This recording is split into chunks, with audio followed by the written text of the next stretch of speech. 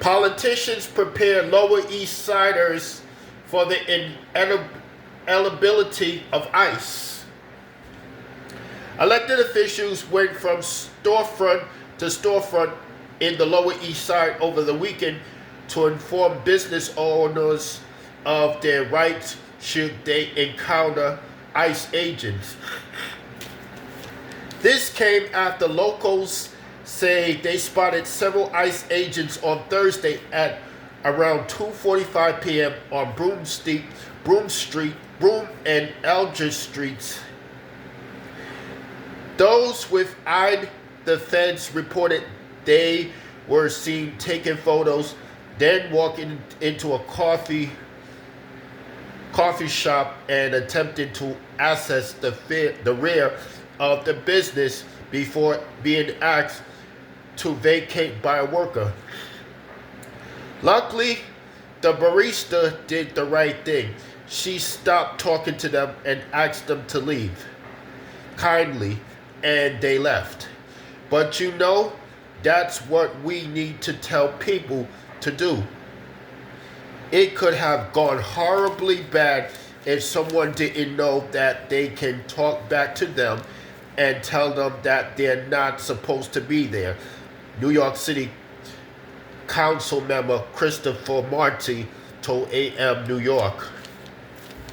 In response to this incident, Marty joined with Assembly member Grace Lee and Congress member Dan Goldman, along with several volunteers, on Saturday morning to canvass the Lower East Side and speak with local workers. According to the politicians, they handed out pamphlets in Spanish and English that informed immigrant workers of their rights and employers of their legal abilities to deny ICE access to their place of employment. We decided that we need to take action and make sure that we're providing information to all the small business owners, to the employees, so that they know their rights and they can protect themselves, Lee explained. We've seen everything that's happening in Minneapolis and how ICE is terrorizing communities. To know that they are starting to build up an operation on the Lower East Side is terrifying. It's terrifying for the communities. Volunteers met at Allen and Rivington Streets and discussed the route they would take before splitting into groups. Marty, Goldman, and Lee branched off together. The elected officials met with workers at pizzerias and other restaurants who were interested in learning how they could legally turn away ICE agents. This immigration enforcement escalation comes amidst massive weekly protests in the Big Apple and unrest in states across the country over the way the Trump administration has permitted the federal agency to cause havoc, leading to the fatal shootings of Renee Good and Alex Pretty. And while New York has not seen the large-scale ICE operations that Minneapolis has, those like Goldman say it is only a matter of time before things ramp up, and he wants his constituents to be ready.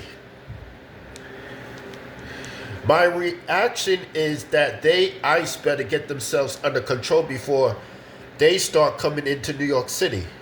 We will not accept this kind of lawlessness, and we will make sure that they are following the law and the Constitution and doing their job, and that they are focusing on those who are convicted criminals and should be deported, and leaving those who are seeking lawful pathways into this country for a better life alone, Goldman said, who has also been critical of ICE activity in Manhattan's immigration court.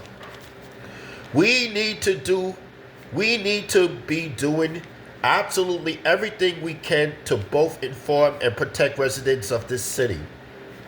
And one thing we can and must do is make sure they know what their rights are when violent and out of control immigration agents approach them.